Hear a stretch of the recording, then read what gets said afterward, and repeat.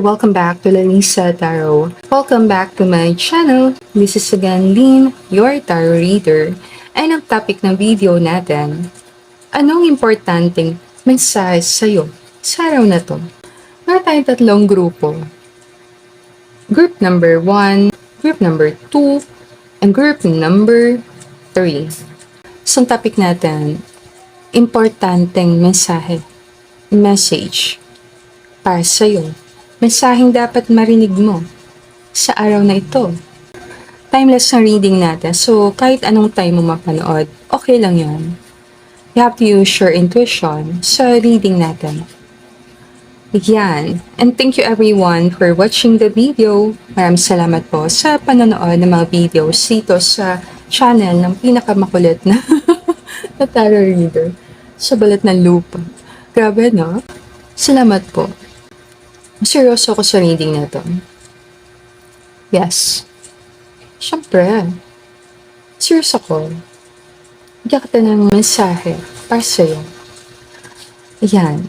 And if bago ka lang sa channel ko, thank you sa panonood mo ng video natin.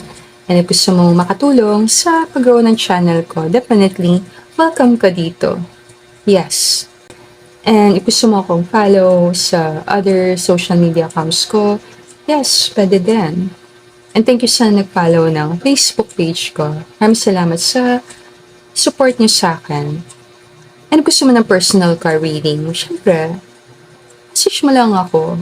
Hanapin mo lang yung Facebook page ko, then message mo ako doon. Or, punta ka sa email mo. Siguro naman may email ka, diba? Punta ka sa email mo. Then, isa mo ka ng email. Para lang yun sa mga nangangailangan ng reading, gusto magpa-reading, and mga tao na interesado, then message nyo lang ako.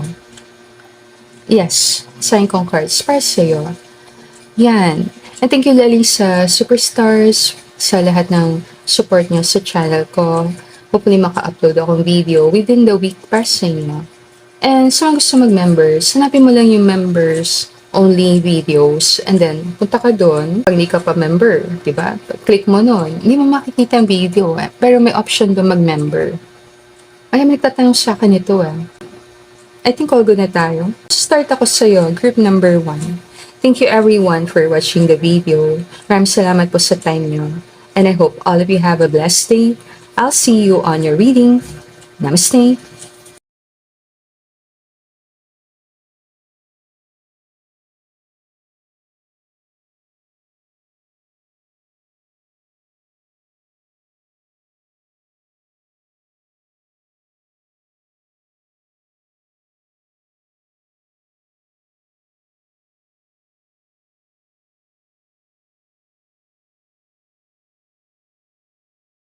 Welcome to your reading group 1. Subak tayo sa topic. Importanteng mensahe na dapat mo marinig sa araw na to. I witness the darkness and call on the light with my prayer. Thank you, universe, for guiding me to perceive this fear through the eyes of the teacher of love. Sa isang time ng life mo, naging teacher ka. Like, nagturo ka. Ngayon, kung teacher ka, pwede mo i-claim na reading mo ito. Yung teacher naman, pwede siyang mentor, coach, pwede din siyang educator. At some point sa life mo, ginampanan mo yung role ng isang teacher. Possibility lang, medyo nahirapan ka sa time na to. Dahil 4 of Cups yung nasa ilalim, magkakata ng song. Ang title nito, Free. Isa lalaking kantahin ko. Duet kasi siya. Alam mo yan. Parang ganito, Yan. Pero, yakata lines. Time goes by and I lose perspective. Yeah, hope only hurts, so I just forget it. But you're breaking through all the dark in me when I thought that nobody could. And you're waking up all these parts of me that I thought were buried for good. Between imposter and this monster, I've been lost inside my head. Di pala song, rap pala. Nag-enjoy ako sa rap. Lagay ko doon. Alam mo kasi meaning ng Four of Cups, apathy, alam mo yun, indifference. Yung parang wala ka ng feeling na nafe-feel. Nangyari to kapag umay ka na sa problema mo. Alam mo yun, parang umay ka na sa sobrang bigat niya na wala ka nang maramdaman. Pero sabi nga sa song ni Rumi and Gino, pwede kang maging free. Alam mo yun, malaya. Yes, pangit nangyayari. Pero attitude mo, mindset mo, nasa control mo pa rin yan. Malaya ka pa rin. Malaya ka pa rin mag-isip kung anong gusto mong isipin sa sitwasyon. Pag lumalabas yung Wheel of Fortune, saan ito na may gusto kang mabago sa life mo? Pwede ka magsimula sa perception. Kung gusto mo magbagong buhay mo, baguhin mo muna paano mo tinitingnan sa sarili mo. Anong sitwasyon mo? Sabi ko sa song na yun may monsters daw sa head niya. Ano mo yun? Ano ba klaseng monsters? Ganito ba monsters? Ganito ba? Yung sa song na Free, pag pinakinggan mo siya, may binabanggit siya doon. Imposter and this monster inside my head. Imposter. At nakakaranas ka ng imposter syndrome. Yung monsters inside our head, pati din siya na negative thinking. Kasi minsan kalaban mo sarili mo talaga. Kailangan mong bago ng pagtingin mo sa nangyayari sa life mo. Kung meron ka nararamdaman na parang meron ata akong mabigat na problema, parang hindi ko mapastop yung isip ko, nagkaka-anxiety ako, may something dark na ako napifeel, then always mapayo ko. Lover's card, may mga taong nagmamahal sa'yo, may mga taong nandun para sa'yo. Kung may partner ka din, magtulungan kayo magpartner. Huwag mo sulayin ang problema mo. Diba? Mahirap kasi yan may partner ka tapos feeling mo alone, isolated ka. Kailangan mong tingnan mabuti. Kung may partner ka, then blessed ka. Harapin mo mga takot mo. Ano ba yung mga takot natin mga tao? Wheel of Fortune, fear of change. Takot ka sa pagbabago. Pag Lover's card, fear of commitment. Lovers kasi decision and choice. Pag gumawa ka ng decision, nagko-commit ka na rin. So ito, fear of change, takot sa pagbabago, fear of commitment. Ito, dahil napantakasan ko mo lahat So, fear of success. Yes, may mga tao may takot sa success. Ano mo yun? Takot sa success. Ito, Three of Wands, more to sa vision, more to sa future. So, fear of the unknown. Para din siyang fear of change. Medyo hawik sila. Pero ito, fear of the unknown. Ano yung paparating? Takot sa future na paparating. And then Three of Cups, more to celebration, more to happiness, get together, reunion. Fear of missing out. Mga fears ng tao. I witness the darkness and call on the light. Fear is an emotion. Energy in motion.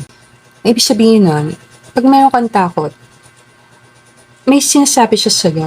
Kasi yung mga emotions natin, sinasabi niya sa'yo kung saang direction ka papunta. So pag negatibo yung mga nararamdaman mo emosyon, then palayo ka sa gusto mo. Yes. Kasi pag palapit ka sa gusto mo, possible na mapipil mo happiness, peace, joy, love, fulfillment, more doon. Pag palayo ka din, possible lang mapipil mo galit, inis, guilty, nahihiya, shame, napoprostrate. So kailangan mo ng ilawan Kung tinitin mo sa sarili mo as malas ata ako mama. Wala tayong magagawa. Kulit ko, Napangiti lang kita. Kasi kung tinitin mo sa sarili mo, maminalas ako, nakarma ako, may gumagawa ata sa akin ng negatibo, then, yun ang totoo sa'yo. Hanggat patuloy ka naniniwala na minamalas ka, mananatili ka nakaupo doon. Kailangan mong tulungan ang sarili mo. So, kung nagbagong paniniwala mo naniwala ka na blessed ako, then, ayun na yung light na sinasabi. I call in the light. Kakaroon ng liwanag. Kahit maliit pa lang siya, kakakita ka ng pag-asa. Kaya ka pinaghihintay kasi yung blessing mo is long-lasting. Gusto lang ni God na makasigurado na pag natanggap mo ang blessing mo, handa ka. So, celebrate. Ngayon pala mag-celebrate ka na. Mag-celebrate ka na. Naku, mabibless man ako. Talagang long-lasting. Marami kang mapapasaya mga tao. Marami kang taong matutulungan sa future. Hindi mo lang nakikita sa ngayon. Message sa'yo. Importante mensahe na dapat mo marinig. Sa reading na to.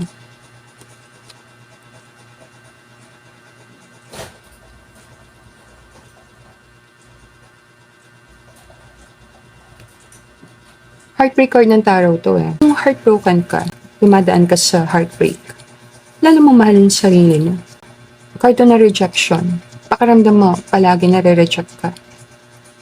Like, kung nahirapan ka sa kaperahan, lumapit ka sa isang tao, tinanggihan ka, pakiramdam mo, nare-reject ka pa ulit-ulit. Parang, wala ba silang awa sa akin? Di ba sila awa sa sitwasyon ko?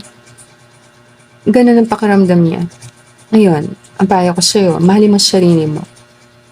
Maghiling ka sa mga naramdaman mo sa nakaraan.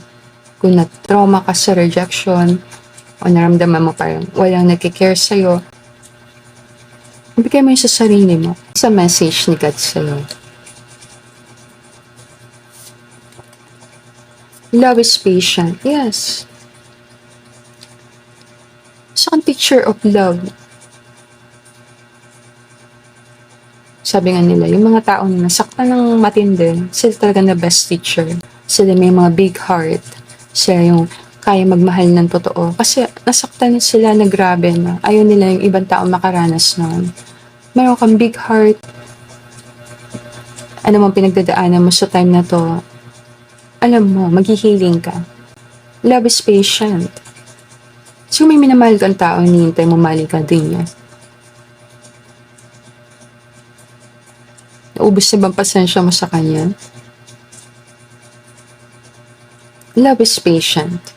Alam mo yun, kung love mo isang tao, willing ka maging patient. Patient, ibig sabihin, patient ka sa person, may compassion.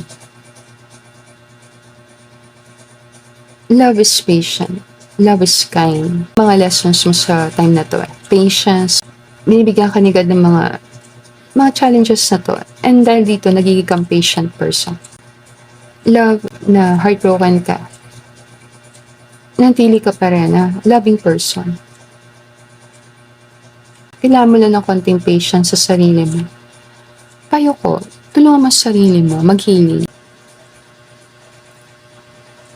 Naniwala ako na pag tinignan mo tong sitwasyon mo, paglipas ng ilang taon, 10 years from now, natatawa ka na lang siguro.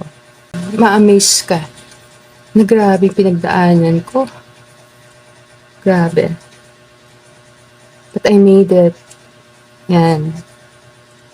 Timeless tong reading ko, so balikan mo. Pinutusan pa kita. Sa time na yon, you're wiser, you're older, mas mature, mas matatag ang loob. Meron ka na ng character na yon. Kung nasan ka man nun, diba? Mapapaisip ko, grabe yung dinaanan ko, pero ang ganda na nangyari sa dulo. Be patient sa process. Patience.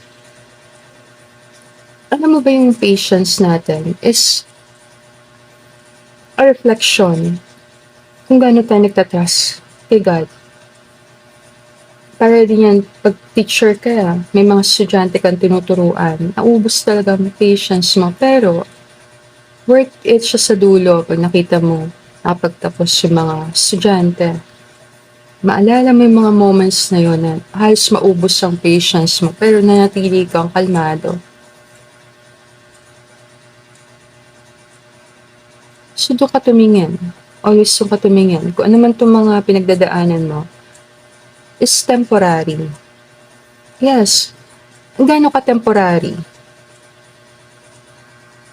Tignan mo to. Ayan.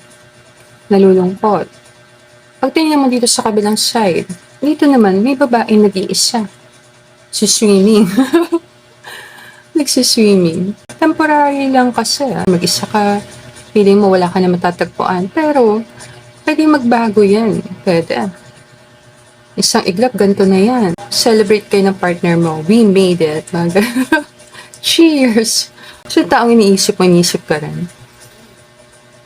And love is patient. Maging patient kayo sa isa't isa.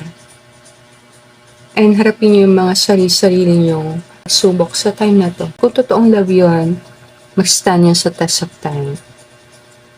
Bigyan lang kita ng payo. Parating call go na tayo.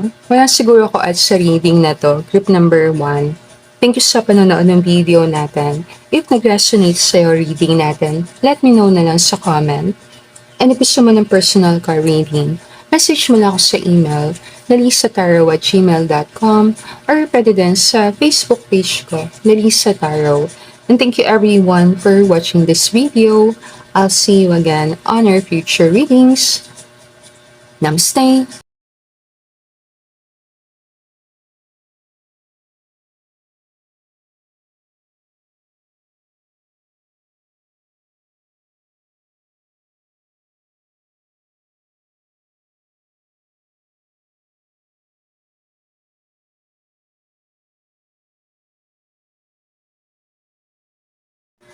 Welcome to your reading group 2 sa back sa topic.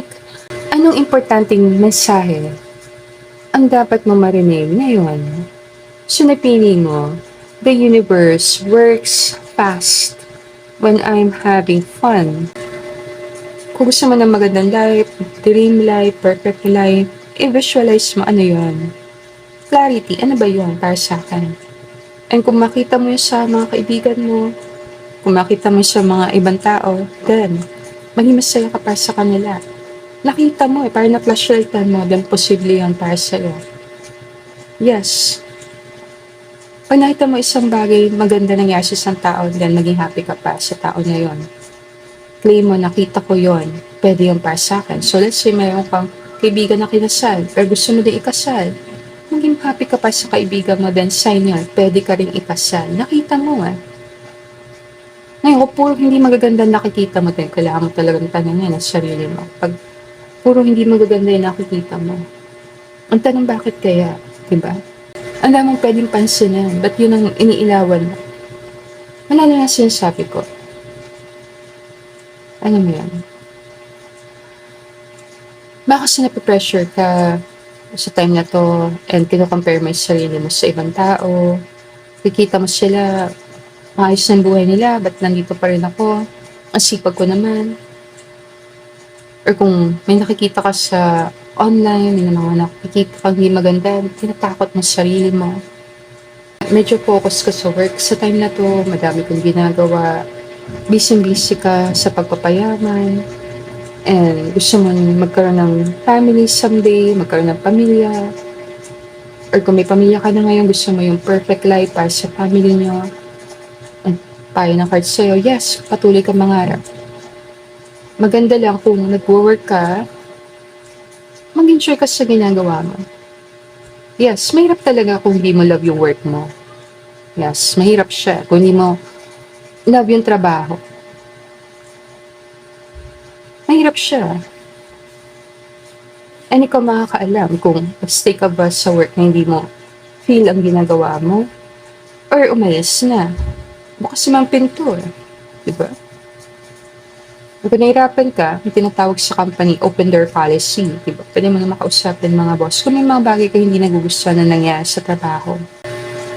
Para sa'yo ng card clarity, tayo nakakaalam kung ano yung gusto natin.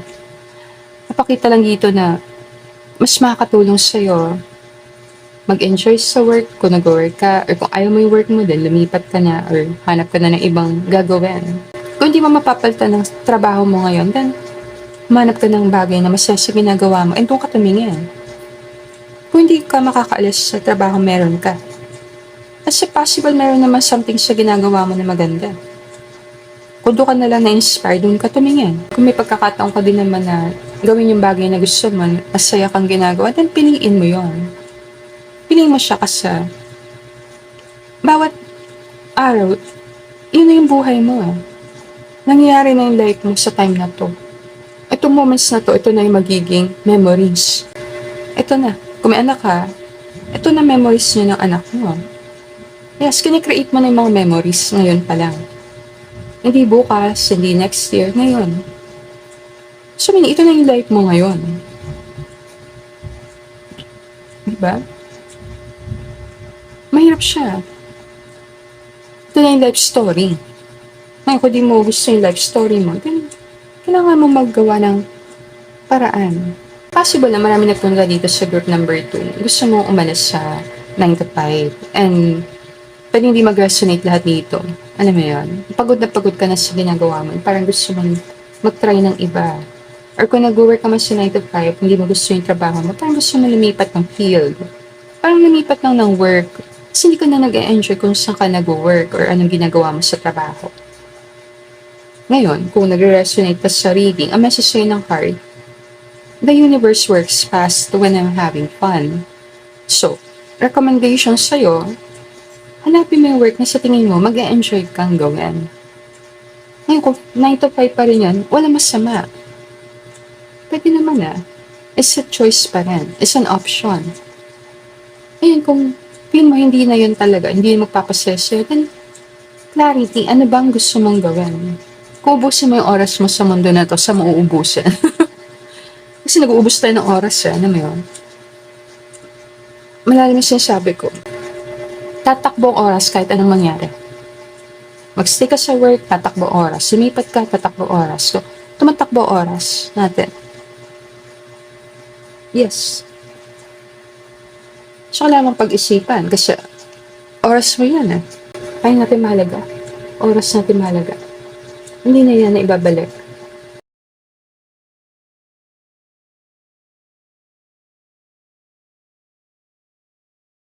Mataas ang standard mo. Yes. Pag ito si Empress, sign to na mataas ang standard mo.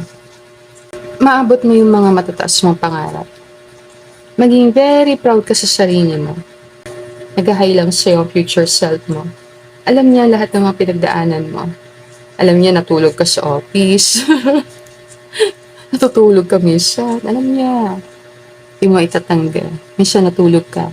Alam niya yung mga time na kulang ka sa tulog. And pinagkakasya mo lang yung sweldo mo. Titipid ka. Kasi nahiya ka dahil hindi ka makagastos, hindi ka makasabay sa mga kaibigan mo. Alam niya ng future self mo. Babawi siya sa'yo. Babawi siya. Mamasyal tayo sa mundo. May future na ikaw na mayaman. May future na ikaw na masagana. May future na ikaw na nasa kanya lahat ng gusto mo. Inihintay ka niya. And pagdating na araw, pag tinuloy-tuloy mo lang yung mga plano mo, malinaw lang sa'yo kung ano yung gusto mo. Hindi, magbubukas sa mga pintuan na yon. Para sa'yo, nagtitipid ka ngayon, nag-iipon ka ngayon, then kapit lang. Mamasyal ka naman sa future. Diba? Yung life na pinangako mo sa sarili mo, huwag mo kakalimutan yun. Kahit anong mangyari, pinaramis mo yun. Pinaramis mo yun. So, manindigan ka sa pangako mo. Kung nangako ka na magiging maganda ang buhay ko, then panindigan mo yun. Ang reward mo, yan. Makapasyal ka sa magagandang places. May kasama kang tao na makakasama mo mamasyal sa iba't ibang magagandang lugar na yun. Pwedeng partner mo, pwedeng anak mo, pwedeng importanteng tao sa life mo, pwedeng magulang mo rin. Ngayong pag-aralan, sino tong person na to na isasama mo mamasyal?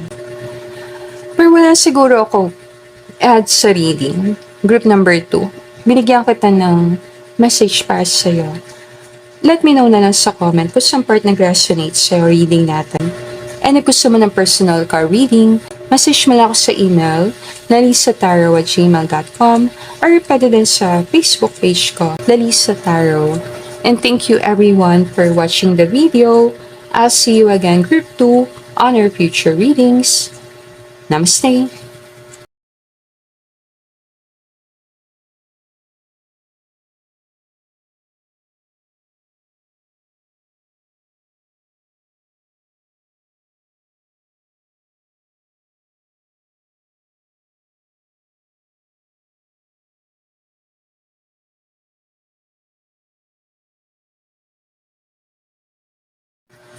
Welcome back, group number 3. Welcome to reading group 3. So back tayo sa topic.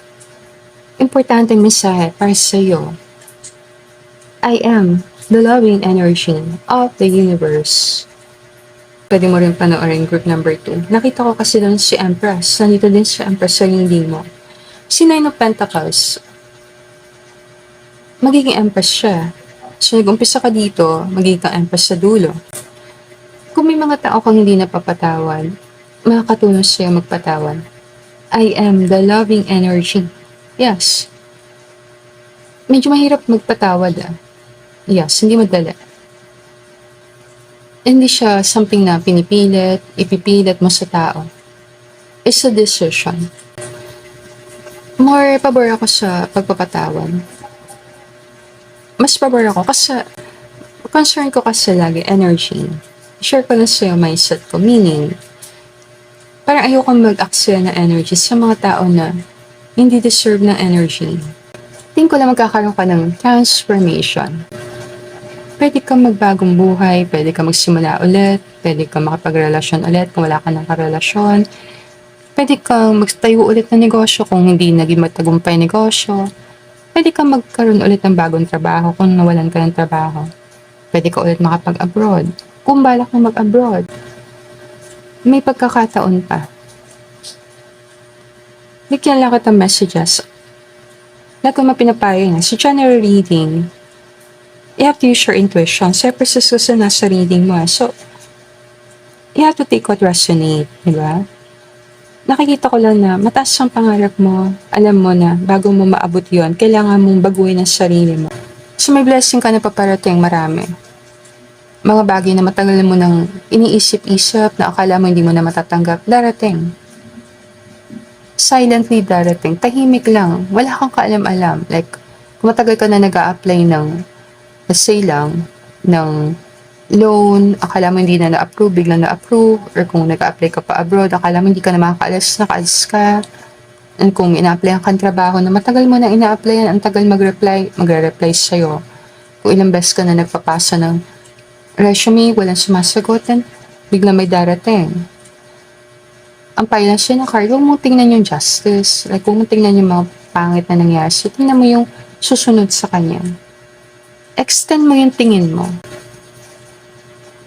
Maraming tao na malapit na sa tagumpay, hindi nila nakita kasi ang daming dadaanan, daming mga balakid, nag-back out na. Hindi nila alam na isang diretsyo na lang, nandun na sila. Dahil lang sa mga problema nakita nila sa daan, parang umikot na lang. Pero ang lapit-lapit mo na sa goal mo, napakalapit. May sabi nga nila, diba, pag malapit ka na sa wish mo, darating talaga yung mga kontrabida, mga bagay na iinisin ka. Pero kung alam mo na iniinis ka lang nun, pinipigilan ka makarating sa gusto mo, then alam mo na okay, hindi ako dapat mainis. Hindi ako dapat mabagabag. Pagkalampas ko dito, nandun yung wish ko sa likod nito. Nasa likod nito. Pwede mo itas ang sinasabi ko. Yes. Kung magkakaroon ka ng mabigat na problema, pilitin mo maging kalmado. Huwag ka mainis, kung inis ka man, patawarin mo sarili mo. And then, ibalik mo ang energy mo doon. Na, ito nangyari sa akin is blessing. I-let go mo, i-relax mo ang body mo. I-relax mo ang body mo. Mapapansin mo, pwede mawala yung problema na yon. Or after ng problema na yun, may blessing na darating. Lampasan mo ang tingin mo. Nasa likod ng pangit na yun, may blessing nandun. Yes, may blessing. Yung parang blessing na ibinalot sa pangit na wrapper. Meron. Buksan mo yung regalo mo. And nandun ang gusto mo. Pwede makatanggap ka ng isang regalo. Pwede. Na magpapasaya sa'yo. Material na bagay na matagal mo nang pinapangarap. Hyperstress, sign ito na ano man yung mga sekretong wini-wish mo kay God. Alam ni God lahat yan. Empress, sign ito na silently, tahimik lang, pero yung energy mo, malapit na siyang mag-vibe sa energy ng Empress. Pwede nahirapan ka sa receiving, pagtanggap. Nahirapan ka na tanggapin yung mga blessings na dumarating sa'yo. Kahit tinanggap mo, nakita ng taong tinanggap mo, sa loob medyo may duda ka na, deserve ko ba to? Paisya ng card, deserve mo lahat ng mga bagay na mabubuti, magagandang dumarating sa direction mo. Yes, buksan mo palad mo, tanggapin mo. Ngayon, bigyan kita ng isang card dito and message.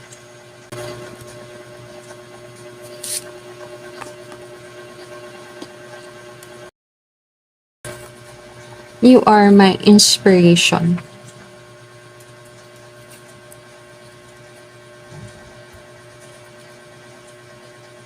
Pwede ka maging inspiration ng ibang tao. Kung creative ka na person, then huwag ka matakot mag-express ng creativity. Kasi nakaka-inspire ka. May tao na inspire sa'yo.